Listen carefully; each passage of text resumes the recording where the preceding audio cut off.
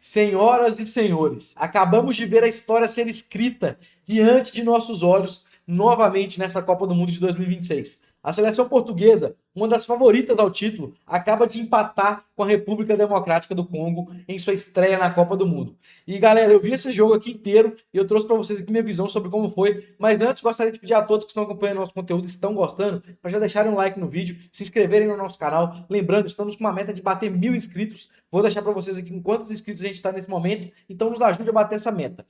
Ativa também o sininho aí para receber notificações dos próximos conteúdos e continue acompanhando nossos vídeos. Agora veja bem, galera.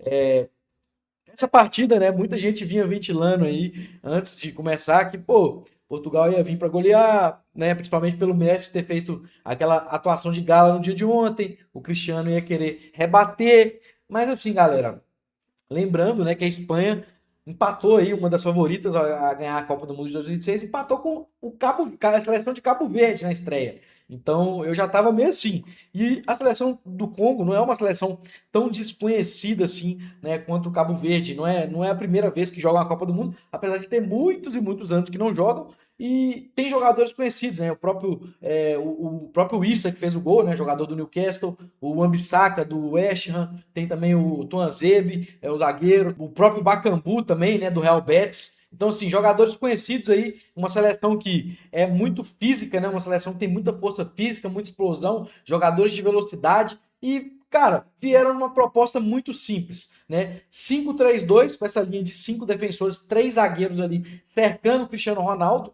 não deixando espaço para o Cristiano Ronaldo jogar. E foi isso, cara. Eles, né, no início do jogo tiveram dificuldade. Portugal deu uma masterclass no primeiro tempo, né, de meio campo. O meio campo de Portugal, assim, é fora de série, né? A gente tá falando aí de João Neves, Vitinha e Bruno Fernandes, provavelmente o melhor meio de campo, né, da atualidade.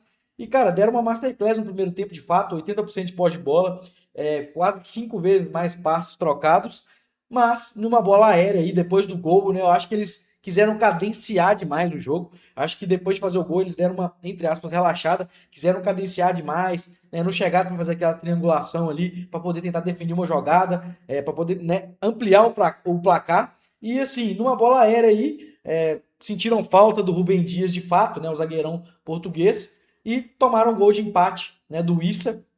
E para o segundo tempo, a seleção do Congo veio na mesma proposta, né? Manter a marcação forte, ganhou confiança ali com gol de empate, manter a marcação forte ali com essa linha de 5. Cristiano Ronaldo realmente muito apagado no jogo, não teve oportunidade.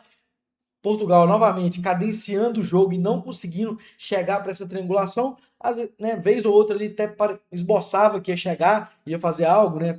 Até teve uma bola ou outra ali, mas nem na direção do gol ou não. Enfim, Congo também teve chance ali no segundo tempo, mas, cara, é um empate aí para o Congo que realmente é um empate com gosto de vitória, né? Esse empate pode custar a classificação do Congo aí nesse grupo. Lembrando que nesse formato agora a gente tem 12 grupos, né? E os 2 primeiros colocados passam e os 8 melhores colocados dos 12 grupos também passam. Então o Congo pode ter, né, sacramentado uma classificação com esse empate contra uma das favoritas ao título da Copa do Mundo de 2026. Isso serve mais uma vez para a gente entender que essa questão de favoritismo é só para gente que fala. Para os jogadores isso não existe. Não existe mais bobo no futebol, né? A gente viu o Cabo Verde empatando aí com a seleção da Espanha, agora Congo, né, vindo aqui para poder empatar com a seleção de Portugal. Então é pra gente entender de uma vez por todas que não tem essa questão de favoritismo, de fato. Muita gente reclamou aí do Brasil empatar com a seleção de Marrocos, que comparada à seleção do Congo e à seleção de Cabo Verde, é uma seleção muito, muito melhor, muito superior, né? Uma seleção de fato aí que ficou em quarto lugar na última Copa do Mundo, melhor colocada do que o Brasil, uma seleção que vem de um ciclo forte, jogadores muito bons ali em ótimos times aí, em grandes ligas, né? Então, sólida a seleção, manteve a base, chegou bem, 29 partidas sem perder. Muita gente reclamando do Brasil ter empatado com o Marrocos, mas a gente vê aqui seleções que são dadas como favoritas, né, à frente do Brasil, como Portugal e Espanha, empatando com seleções bem inferiores ali. Então isso serve para a gente entender que o futebol é jogado, o futebol não é uma ciência exata, e mais uma vez eu digo aqui que eu tenho muita confiança na seleção brasileira para essa Copa do Mundo contra qualquer seleção que cair contra a gente. Entendeu? Vai ser decidido na bola, não tem essa de favorito.